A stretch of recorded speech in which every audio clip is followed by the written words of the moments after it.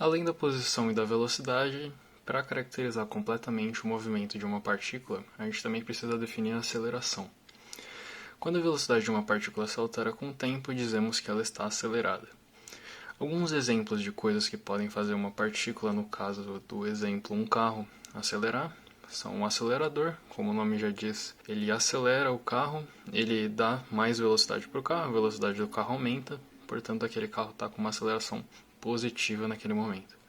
O freio, que faz a velocidade do carro diminuir, então ele naquele meio tempo ele está com uma aceleração negativa, e a mudança de direção, que como a velocidade é um vetor, mesmo que a velocidade em módulo não mude, ou seja, a velocidade escalar permaneça constante, a gente pode ter uma aceleração atuando na partícula por meio de uma mudança de direção. Digamos agora que nós tenhamos um instante de tempo ti, e nesse instante de tempo ti a gente tem uma velocidade vxi. Em outro instante, um pouquinho mais para frente tf, a gente tem uma velocidade vxf. A gente vai definir agora a aceleração média, que eu vou denotar com ax média, como sendo igual a delta Vx sobre delta t. Como o nosso delta Vx, a nossa variação da velocidade, é igual a Vxf menos Vxi, a gente tem que a aceleração média, vetorial no caso, é igual a Vxf menos Vxi sobre Tf menos Ti. As unidades da aceleração são comprimento por unidade de tempo ao quadrado, no SI isso aqui fica metros por segundo ao quadrado. Assim como a gente fez com a velocidade, a gente também pode definir uma aceleração instantânea. A aceleração instantânea vai ser o quê? Vai ser o limite da velocidade média quando o intervalo de tempo ΔT tende a zero. Então eu vou pegando um intervalo cada vez menor, naquele intervalo eu vou tendo cada vez mais precisão sobre qual a minha aceleração de fato era naquele instante, até eu ter certeza de que naquele instante a minha aceleração era tal. Então a aceleração instantânea vai ser igual a, eu vou chamar ela de AX, ela é o limite de ΔVx sobre ΔT, a nossa aceleração média, quando ΔT tende a zero. E eu posso denotar isso aqui também como dVx dt, ou seja, a derivada em relação ao tempo da velocidade, a taxa de variação da velocidade em relação ao tempo. Assim como a gente fez com a velocidade e com a posição, a gente também consegue ver uma representação gráfica da aceleração. Se eu tenho aqui um gráfico da velocidade pelo tempo, velocidade em metros por segundo e o tempo em segundos, em um instante ti eu tenho uma velocidade va, e no instante tf eu tenho uma velocidade igual a b. Esse intervalo de tempo tf menos ti eu vou definir como ΔT. Essa diferença das velocidades, a minha velocidade final b menos a minha velocidade inicial a, eu vou definir como ΔV. E aqui a gente pode traçar uma reta de A até B, fazer um triângulo retângulo. E a inclinação dessa reta, a tangente desse ângulo aqui, vai ser igual à nossa aceleração média naquele intervalo de tempo. Se eu pegar um intervalo de tempo infinitesimal, eu tenho a minha aceleração instantânea naquele tempo. Outra coisa que é muito interessante da gente salientar é que se a nossa aceleração for menor que zero, não necessariamente a partícula está se movendo no sentido negativo. Por quê? Digamos que eu esteja aqui numa linha, eu seja uma partícula e eu estou com uma velocidade qualquer para a direita. Eu estou andando para a direita, a minha velocidade é positiva, nosso referencial onde a direita é positiva e a esquerda é negativa. Se eu tiver uma aceleração negativa agindo em mim, a minha velocidade vai começar a diminuir. Como essa velocidade diminuindo, eventualmente ela vai chegar a zero e ela vai começar a crescer, só que no sentido negativo. Aí sim eu vou começar a me mover no sentido negativo. Das nossas outras análises, a gente sabe que a velocidade é igual à derivada da posição em relação ao tempo. Ou seja, a taxa de variação da posição em relação ao tempo. A gente viu que a aceleração é a taxa de variação da velocidade, ou seja, a derivada da velocidade em relação ao tempo. Então, isso aqui é a derivada da derivada da posição. Então, a gente pode denotar a aceleração como sendo a derivada em relação ao tempo da derivada em relação ao tempo da posição, ou, mais concisamente, a derivada segunda da posição em relação ao tempo d2x dt2. Aqui nesse exemplo, um carro vai de 30 metros por segundo para 15 metros por segundo em um intervalo de 2 segundos. Calcule a aceleração média do carro. É só aplicar a fórmula que a gente já tinha visto antes. A aceleração média é igual a variação da velocidade dividido pelo tempo.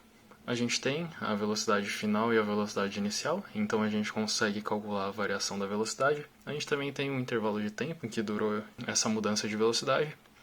Aqui a gente tem a velocidade final, que é 15, menos a velocidade inicial, que é 30, dividido pelo intervalo de tempo, que é 2. Isso aqui vai dar o valor de menos 7,5 metros por segundo ao quadrado. Esse valor negativo significa que a nossa velocidade diminuiu. Agora um exemplo um pouquinho mais bem elaborado.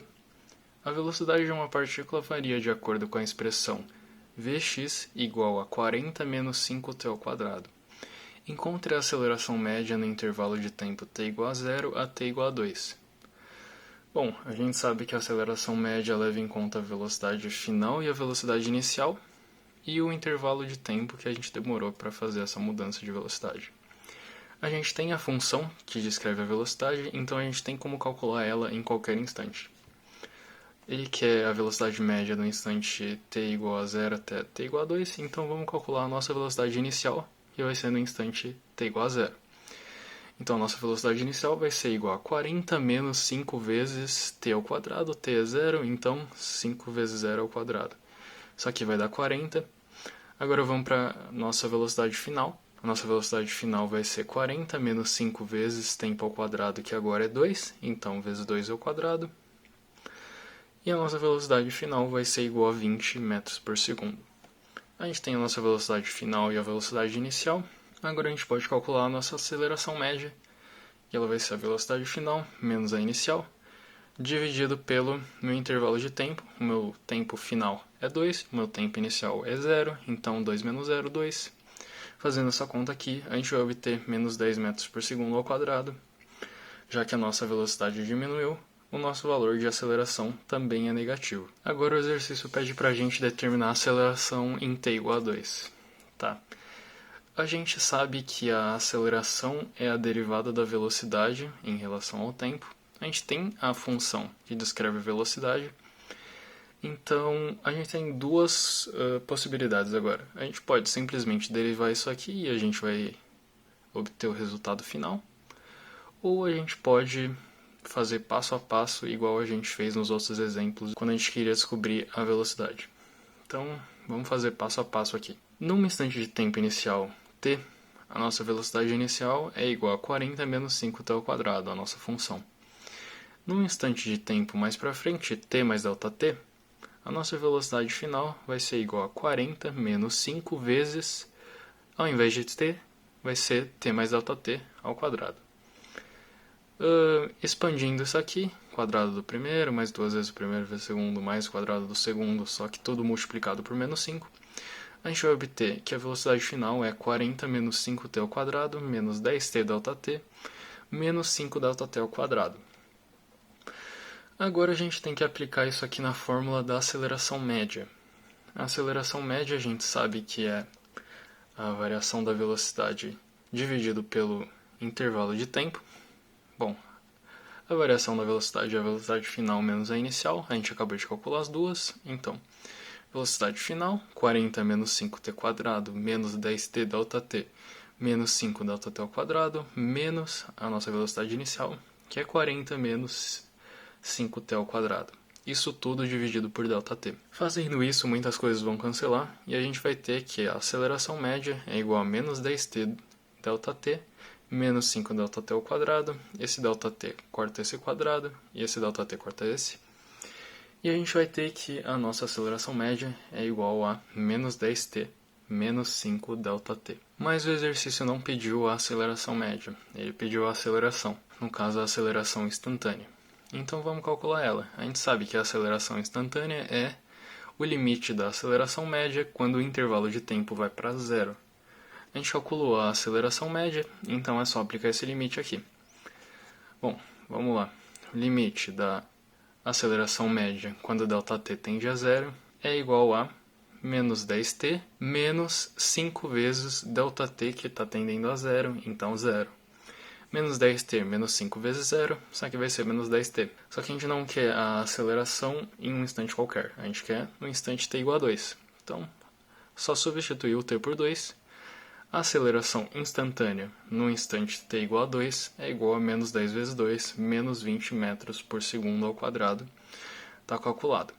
Se a gente tivesse feito pelas regras de derivação, daria exatamente a mesma coisa, 40 menos 5t ao quadrado, 40 é constante na derivada some, menos 5t ao quadrado desce o 2, então eu ficaria com menos 5 vezes 2 vezes t, então eu ficaria com menos 5 vezes 2 vezes t, que daria menos 10t. Ok, aí a gente só substitui o t por 2 e a gente obtém exatamente o mesmo resultado. Agora a gente vai ver como que a velocidade se comporta quando uma aceleração está agindo em uma partícula. Bom, se a gente tem uma aceleração igual a zero e a gente pegar uma partícula no instante t0 com uma velocidade qualquer, no instante t0 ela está com essa velocidade, no instante t1 ela está com a mesma velocidade, no instante t2 ela está com a mesma velocidade. É de se esperar, já que a gente não tem a aceleração dela é igual a zero, então a gente não espera que haja nenhuma alteração na velocidade da partícula. Se a gente pegar agora uma aceleração maior que zero, eu tenho uma partícula no instante t igual a zero, ela está com uma velocidade bem pequenininha. Se eu pego ela no instante t igual a 1, ela já está com uma velocidade bem maior. E se eu pego ela no instante t igual a 2, ela está com uma velocidade maior ainda. A aceleração é positiva, ou seja, o valor dela vai aumentar. Agora, se a gente tem uma aceleração menor que zero, a gente tem uma partícula que ela está com uma velocidade qualquer daqui no tempo igual a zero.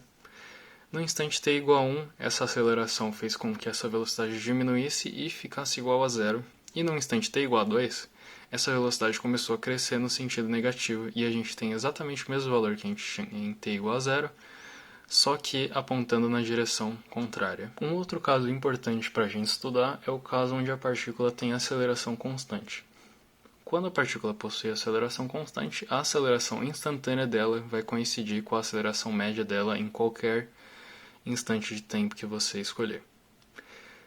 A gente consegue isso pelo mesmo argumento que a gente conseguiu dizer que quando a partícula tem velocidade constante, a velocidade média dela é igual à velocidade instantânea. Um caso interessante para a gente estudar aqui é o caso onde a partícula tem aceleração constante.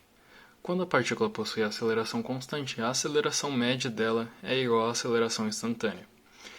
Isso pelo mesmo argumento que a gente tinha usado quando a gente definiu uma partícula com velocidade constante, onde a velocidade média dela também era igual à velocidade instantânea. A gente sabe que a fórmula para a aceleração média é igual a Vxf menos Vxi sobre Tf menos Ti, a variação que eu tive em velocidade num determinado intervalo de tempo. Como a aceleração média é igual à aceleração instantânea, essa aqui é a nossa fórmula para aceleração instantânea também. Se a gente assumir agora que o nosso tempo inicial é zero, ou seja, eu vou considerar esse movimento aqui como acontecendo a partir do instante zero, a gente consegue passar esse Tf multiplicando aqui para a direita, então a gente vai ter que a aceleração instantânea vezes o nosso tempo final é igual a Vxf menos Vxi. Agora, se eu isolar esse Vxf e trocar tudo de lado aqui na nossa equação, a gente vai ter que Vxf é igual a Vxi mais Ax vezes o tempo. Essa equação aqui pode ser conhecida de vocês como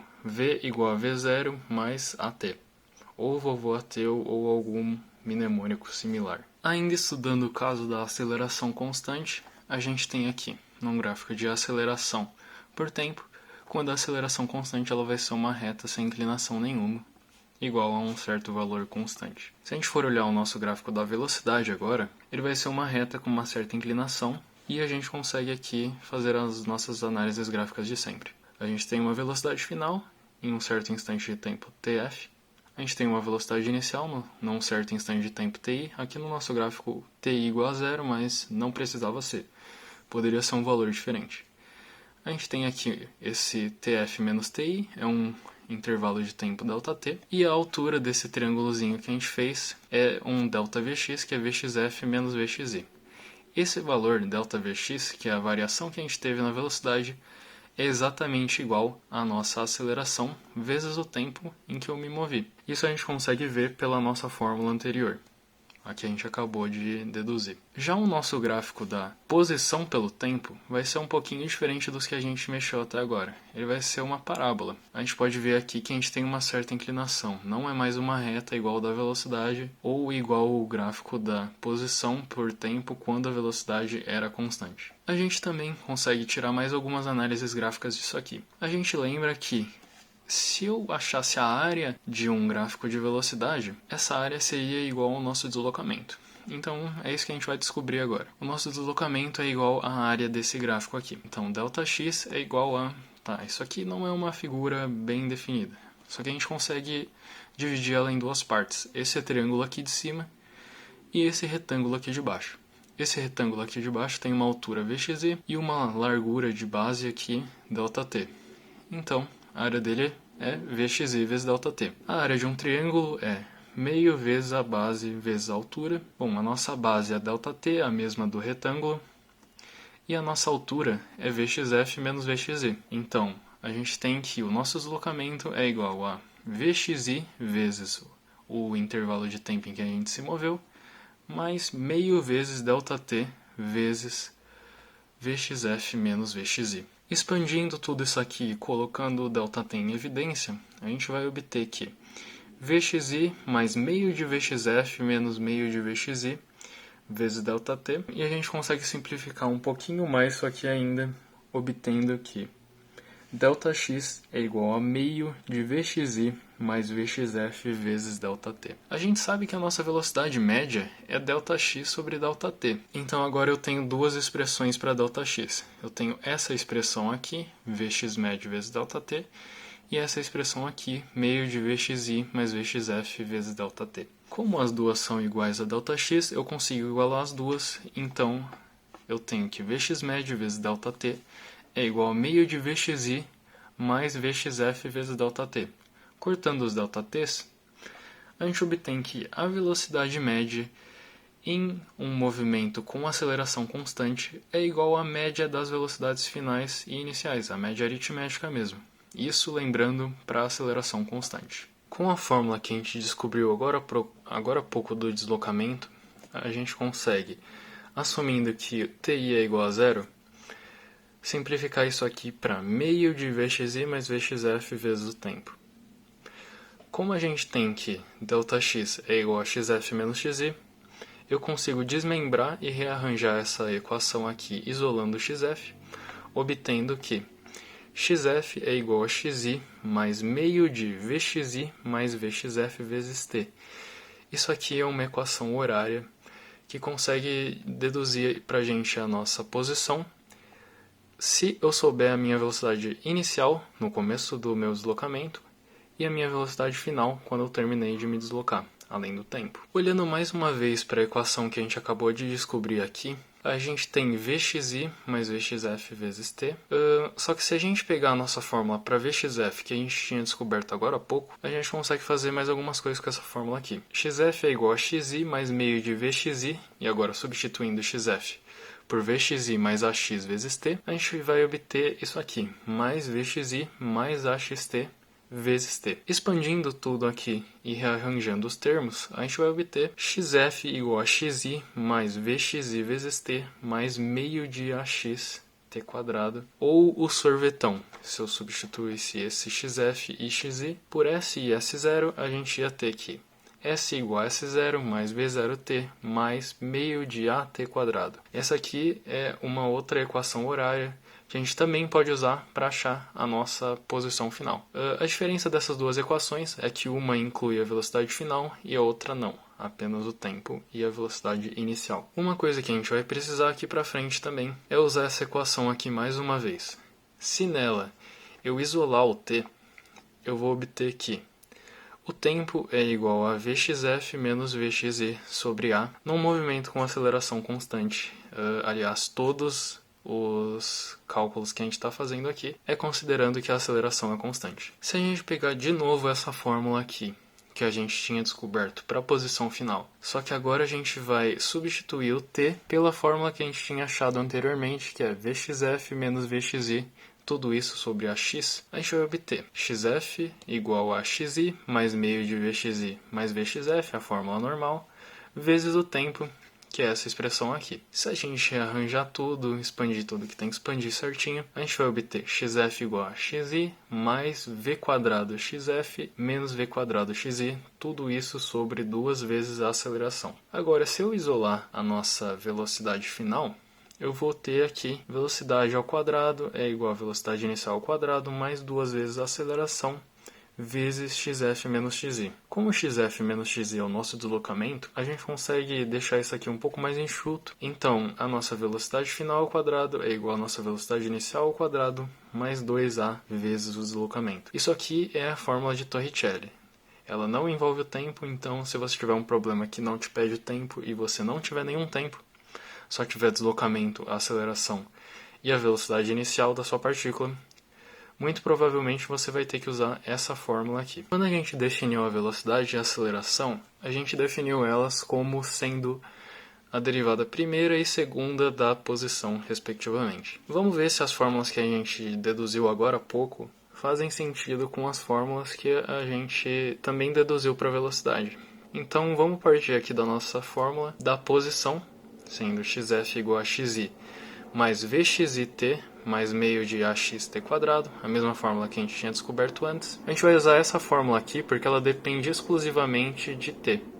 Se a gente usasse a outra fórmula, que depende de vxf, a gente teria uma função diferente que depende de vxf, que também é uma função de t, e a derivada ia dar um valor diferente da fórmula de fato. Então, beleza. A derivada da posição em relação ao tempo é a velocidade. Vamos derivar isso aqui. A derivada da posição final tem que ser a velocidade final. Aqui a gente tem uma constante, né, a minha posição inicial. Então isso aqui vai ser 0, mais a derivada de t vezes uma constante, é a constante, então vxi, mais meio, que é uma constante, vezes ax, que também é uma constante, já que a aceleração é constante, vezes a derivada de t ao quadrado. Bom, o 2 desce, então isso aqui vai virar vezes 2t. 2 corta com 2, e a gente vai obter vxf igual a vxi mais axt, que é exatamente a fórmula que a gente tinha descoberto para a velocidade, quando a gente descobriu que, num movimento com aceleração constante, a aceleração média é igual à aceleração instantânea. Se a gente derivar de novo essa função aqui em relação ao tempo, a gente vai ter a derivada da velocidade em relação ao tempo, que é a derivada segunda da posição em relação ao tempo. Isso aqui tem que ser igual à aceleração. Vamos ver o que a gente vai descobrir agora. A gente vai derivar isso aqui. A gente quer que a aceleração seja constante, né? Já que a gente está trabalhando com a aceleração constante. Então, beleza. A derivada da velocidade final tem que ser a nossa aceleração. A gente tem aqui uma constante. Derivada de uma constante é igual a 0. Mais t vezes uma constante. Bom, é uma constante.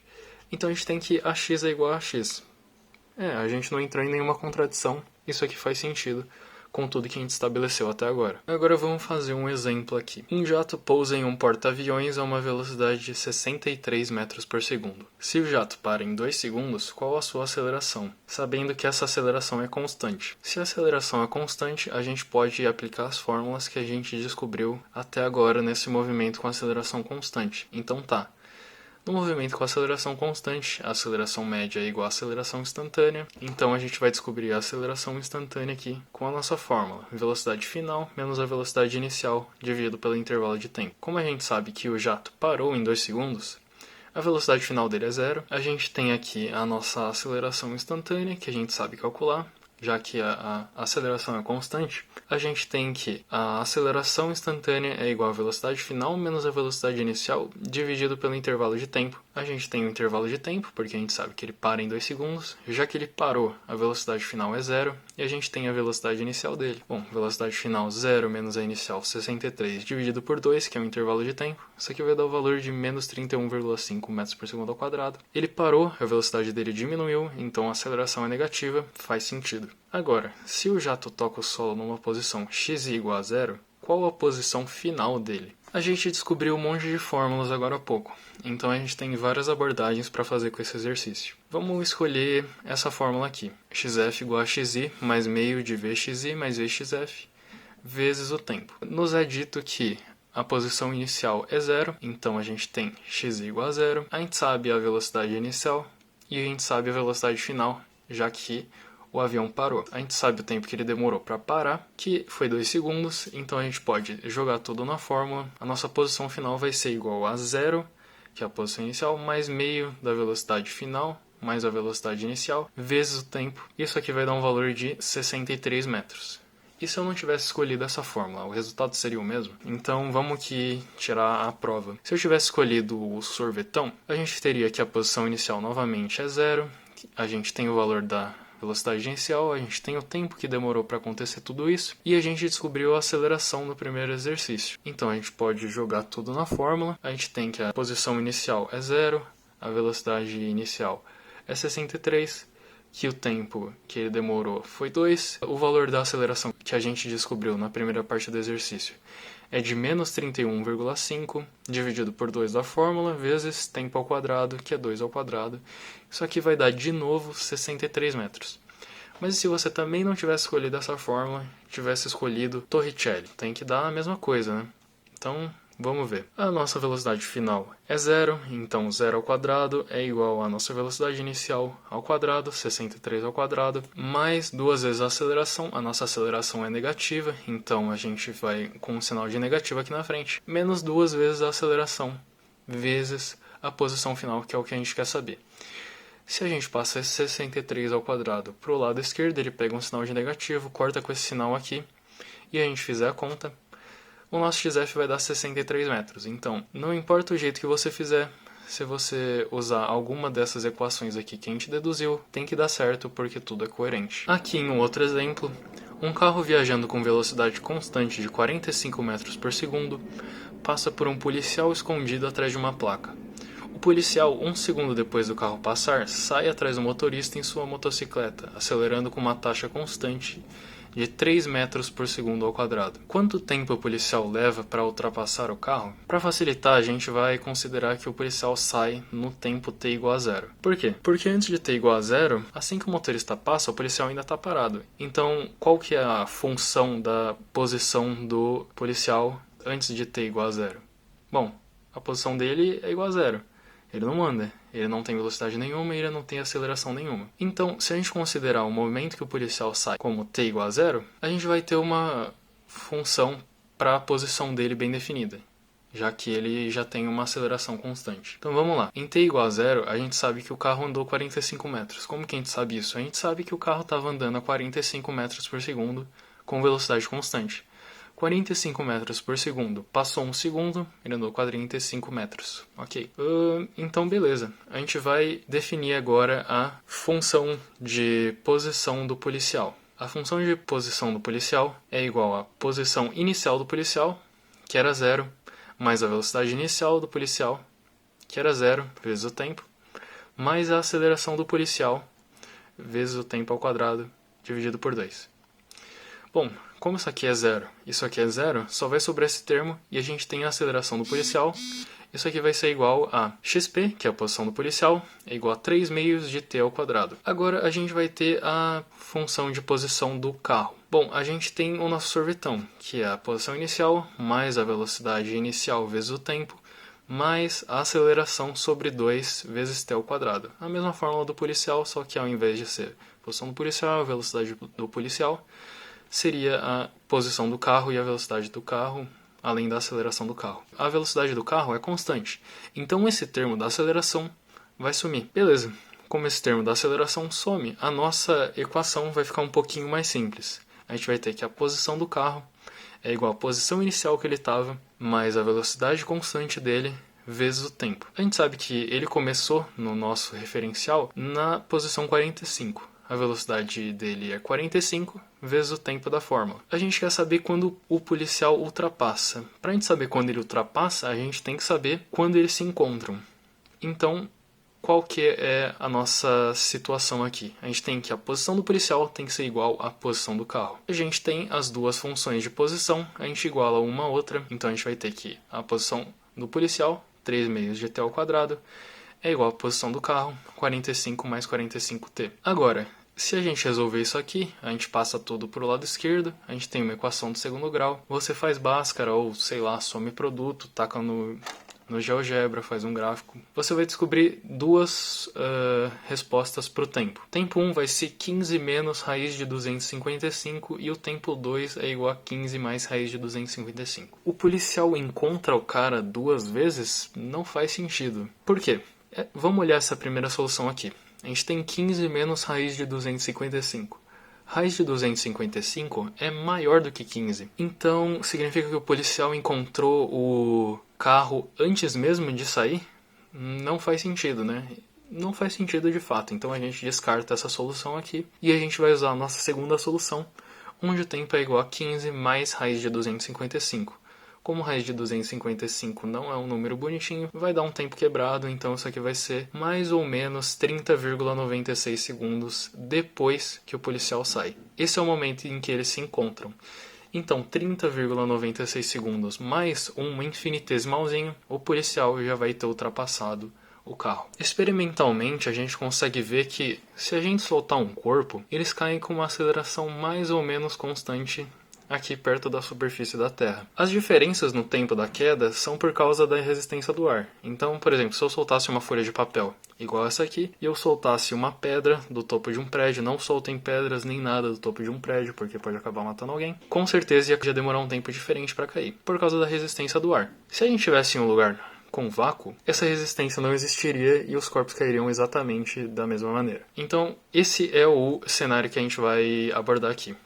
Queda livre é quando a resistência do ar é ignorada. A aceleração em queda livre é igual à aceleração da gravidade, e a gente vai ter esse vetor aqui, que é o vetor da aceleração da gravidade. Ele sempre aponta para o centro da Terra, e ele tem um módulo de mais ou menos 9,8 metros por segundo ao quadrado. É esse valor que a gente vai considerar aqui. Se a gente estiver perto da superfície da Terra, não estiver nem muito para cima, nem muito para baixo, essa aceleração é mais ou menos constante, a gente pode considerar queda livre como um movimento com aceleração constante. A gente pode usar as equações já estabelecidas.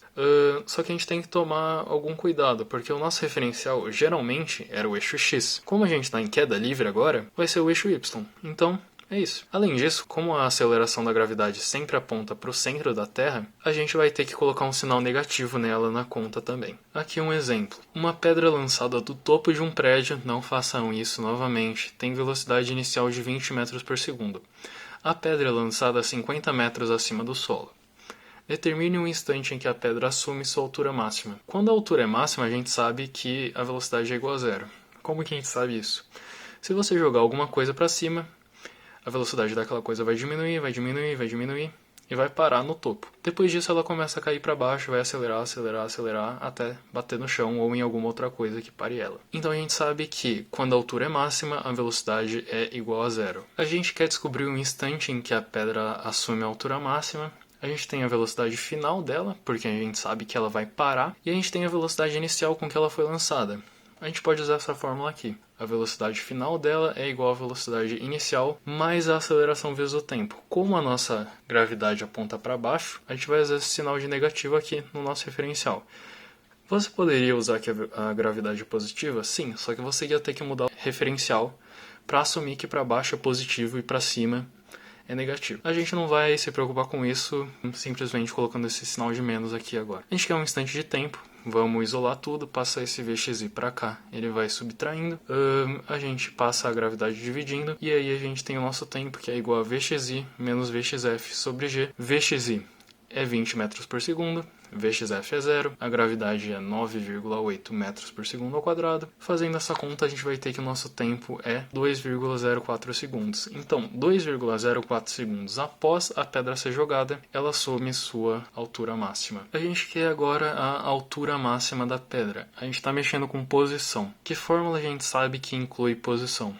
A gente tem algumas, vamos usar essa aqui que inclui a gravidade, no caso a nossa aceleração. O sorvetão, né? Só que agora a gente está tratando de um movimento vertical, então a gente vai usar, ao invés de x, y. Então a nossa posição final é igual à nossa posição inicial, mais a nossa velocidade inicial vezes o tempo, menos a gravidade sobre 2 vezes t ao quadrado, simplesmente troquei a aceleração daqui por menos g. Beleza, a gente tem a nossa posição inicial.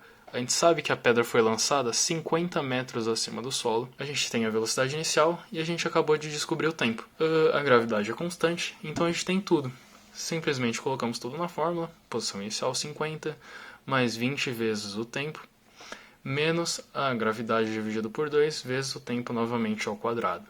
A gente vai obter então que a altura máxima da pedra é 70,4 metros acima do solo. Aqui a gente tem um desenho explicando como que acontece esse movimento. Tem alguém em cima do prédio, ele está jogando a pedra a 50 metros acima do solo e ela sai com uma velocidade inicial, que é um vetor, apontada para cima. A próxima coisa que o exercício pede para a gente é para a gente determinar a velocidade da pedra quando ela retorna à altura de onde foi lançada.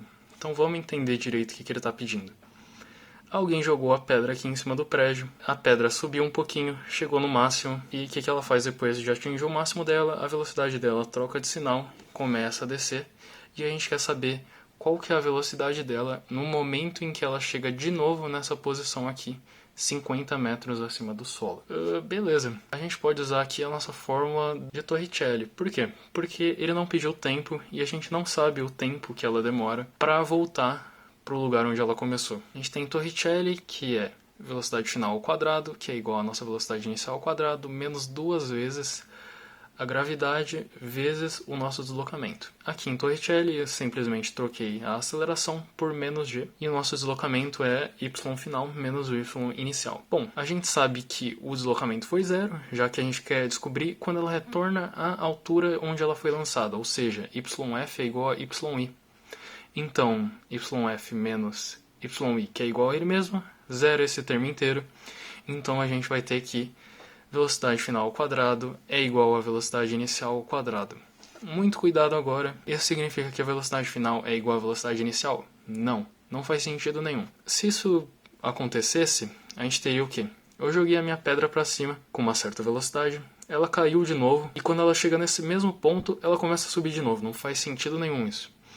O que a gente tem? A gente tem que o módulo da velocidade final é igual ao módulo da velocidade inicial. A gente sabe que ela vai subir e depois vai descer, e agora vem a análise física. A gente sabe que ela vai subir com uma velocidade em um sentido e vai descer no sentido oposto. Então, a nossa velocidade final vai ser igual à nossa velocidade inicial, que era de 20 metros por segundo, só que com o sinal trocado. A última coisa que o exercício pede pra gente é pra gente determinar a velocidade e a posição da pedra em t igual a 5 segundos. Então, vamos lá, a gente pode usar a nossa fórmula aqui da velocidade, que é a velocidade final é igual à velocidade inicial menos a gravidade vezes o tempo. A gente tem a velocidade inicial, a gente tem a gravidade e a gente tem o tempo, 5 segundos. Substituindo tudo aqui na fórmula, a velocidade inicial era 20, menos a gravidade vezes o tempo. Isso aqui vai dar uma velocidade final de menos 29 metros por segundo. Então depois de 5 segundos a pedra está descendo com uma velocidade de 29 metros por segundo. Agora a gente quer achar a posição também. Bom, a gente pode usar